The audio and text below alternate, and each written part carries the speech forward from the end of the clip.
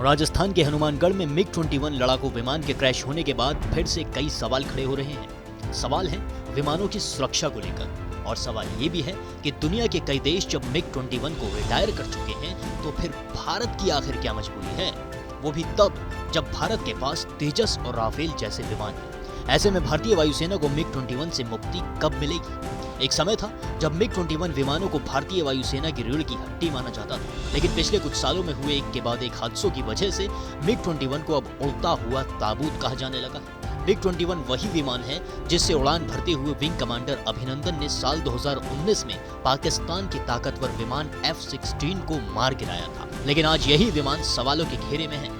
वैसे तो MiG-21 विमानों को अब तक सेना से रिटायर कर दिया जाना था, लेकिन ये अभी भी उड़ान भर रहे हैं। 2 साल पहले यानी 2021 में तत्कालीन air chief marshal RKS Bhadauria ने कहा था कि अगले 2-3 साल में इन्हें रिटायर कर दिया जाएगा, क्योंकि राफेल विमान सेना में शामिल होने वाले हैं। क्योंकि MiG-21 विमानों को अचानक हटा देना कोई हल नहीं है, लेकिन अब जब करीब 2 साल का समय बीत चुका है और राफेल विमान सेना में शामिल हो चुके हैं, फिर भी MiG का इस्तेमाल किया जा रहा है। आखिर वजह क्या है और खामियां क्या है, यहाँ समझिए। सवालों में क्यों है MiG-21?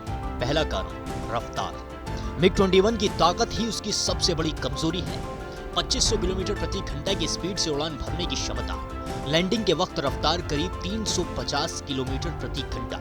ऐसे में लैंडिंग के वक्त ऑपरेट करना काफी मुश्किल हो जाता है और हादसे की संभावना बढ़ जाती है। दूसरा कारण है डिजाइन।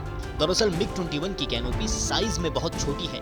कैनोपी मतलब विमान में पायलट के बैठने की जगह छोटी होने की वजह से रनवे देखना मुश्किल है। तीसरा कारण स्पेयर पार्ट्स की कमी। दरअसल रूस ने 1990 से ही MiG विमानों का निर्माण बंद कर दिया था। ऐसे में खराब होने पर स्पेयर पार्ट्स मिलना मुश्किल होता है। मजबूरन दूसरे देशों से स्पेयर पार्ट्स मंगाने पड़ते हैं। दूसरी कंपनियों के पार्ट्स लगाने से हादसे की संभावना बढ़ जाती है। चौथा कारण सिंगल इंजन। MiG सीरीज के जेट सिंगल इंजन वाले फाइटर जेट हैं। ऐसे में खराबी आने पर सपोर्ट के लिए दूसरा इंजन नहीं होता। यही कारण है कि इंजन फेल होने पर दुर्घटना को रोक पाना नामुमकिन हो जाता है। यही वजह है कि इस विमान का निर्माण करने वाला रूस आज से करीब 4 दशक पहले इन विमानों से किनारा कर चुका है। रूस ने 1985 में इन विमानों को अपने बेड़े से हटा दिया था, जबकि रूस ने ही भारत को ये विमान दिया था। इसके अलावा और भी जितने देश हैं, करीब सब इसे रिटायर कर चुके हैं। ऐसे में अब सवाल ये खड़ा हो जाता है कि जब रूस ने MiG विमान बनाने ही बंद कर दिए, इसमें कई खामियां भी हैं, तो फिर इन्हें रिप्लेस क्यों नहीं किया जा रहा है? तो दरअसल भारतीय वायुसेना के बेड़े में MiG-21 के विमानों को शामिल करने की शुरुआत 1960 के दशक में हुई थी। 1963 में रूस से भारत को सिंगल इंजन वाली शिकायतें मिलने लगी। एक जानकारी के मुताबिक अब जब 400 से अधिक MiG-21 विमान या तो क्रैश हुए हैं या फिर हादसे का शिकार हुए हैं। इन हादसों की वजह से अब तक 200 से अधिक पायलट शहीद हो चुके हैं, जबकि 60 से अधिक आम नागरिकों को भी अपनी जान गंवानी पड़ी है। हालांकि साल 2000 में सरकार ने इन विमानों को अपग्रेड किया था। इसमें कुछ नए सेंसर और हथियार लगाए गए थे, लेकिन इनका क्रैश होना नहीं रुका। साल 2019 में फिर एक बार इस लड़ाकू विमान ने अपनी क्षमता का परिचय दिया और पाकिस्तान के F-16 को मार गिराया।